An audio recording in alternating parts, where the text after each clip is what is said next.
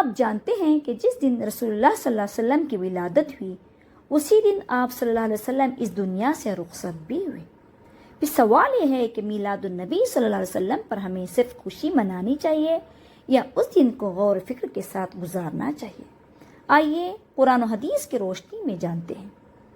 الحمدللہ، اللہ تعالیٰ نے ہمیں اپنے محبوب صلی اللہ علیہ وسلم کی امت میں پیدا فرمایا۔ میلاد النبی صلی اللہ علیہ وسلم کا ذکر کرنا نبی کریم صلی اللہ علیہ وسلم کی نعمت پر شکر ہے، لیکن سوال یہ ہے کہ اصل میلاد کیسے منایا جائے؟ جلوس اور رسموں سے یا قرآن و سنت کے مطابق؟ جب کبھی 12 ربیع الاول آتی ہے، دنیا بھر میں مسلمان خوشیاں مناتے ہیں۔ کیا یہی وہ دن نہیں جس دن رسول اللہ صلی اللہ علیہ وسلم نے ہم سب کو چھوڑ دیا تھا؟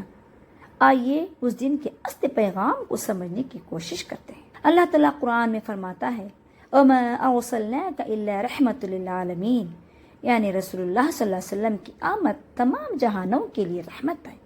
سوال یہ ہے کہ اس رحمت کو یاد کرنے کا صحیح طریقہ کیا ہے؟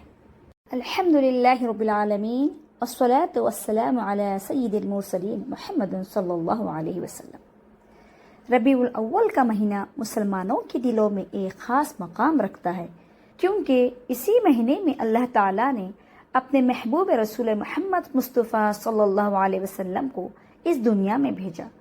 12 ربیع الاول کا دن بلا شبہ تاریخ انسانیت کا عظیم دن ہے، کیونکہ اس دن وہ ہستی دنیا میں آئی جن کے آنے سے اندھیروں میں روشنی آئی، جہالت ختم ہوئی اور انسانیت کو اصل رہنمائی ملی۔ لیکن اسی دن ایک اور عظیم واقعہ بھی پیش آیا۔ 12 ربیع الاول ہی کو نبی کریم صلی اللہ علیہ وسلم نے اس دنیا سے پردہ فرمایا، یعنی یہ دن خوشی اور غم دونوں پہلو اپنے اندر سمیٹے ہوئے ہیں۔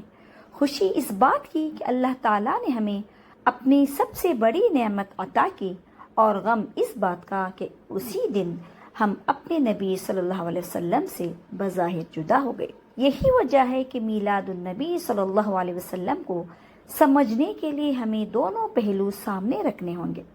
اگر کوئی صرف جشن اور خوشی منائے اور وفات کو نظر انداز کر دے تو یہ توازن کے خلاف ہے، اور اگر کوئی صرف غم منائے اور نبی کریم صلی اللہ علیہ وسلم کی ولادت کی خوشخبری بھلا دے تو یہ بھی نامکمل ہے۔ صحابہ کرام رضی اللہ عنہم نے اس دن کو نہ تو سالگرہ کے جشن کی طرح منایا اور نہ محض غم کا دن بنایا۔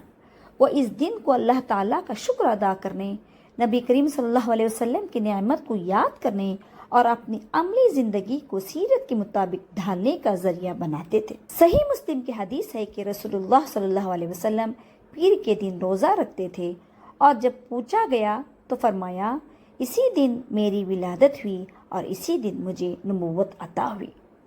یہ ہمیں یہ سکھاتا ہے کہ میلاد کا اصل طریقہ شکر، عبادت اور اللہ کی اطاعت ہے، نہ کہ محض جشن یا رسم۔ میلاد کا پیغام یہ ہے کہ ہم اپنے نبی کریم صلی اللہ علیہ وسلم کی تعلیمات پر عمل کریں۔ قرآن کہتا ہے لَقَدْ كَانَ لَكُمْ فِي رَسُولِ اللَّهِ حُسْوَةٌ حَسَنَةٌ، بے شک تمہارے لیے رسول اللہ صلی اللہ علیہ وسلم کی زندگی بہترین نمونہ ہے۔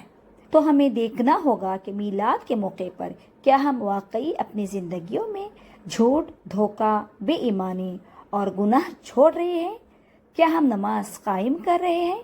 کیا ہم والدین، پڑوسیوں، رشتہ داروں کے حقوق ادا کر رہے ہیں؟ اگر نہیں ہے تو پھر میلاد منانے کا دعویٰ صرف زبانی ہوگا۔ میلاد النبی صلی اللہ علیہ وسلم کا صحیح حق یہ ہے ہم اللہ کا شکر بجا لائے، قرآن و سنت کو تھامے، درود شریف پڑھے، سیرت کا مطالعہ کرے، اور سب سے بڑھ کر اپنی عملی زندگی کو نبی کریم صلی اللہ علیہ وسلم کے راستے پر ڈالیں۔ یہی میلاد کی اصل روح ہے۔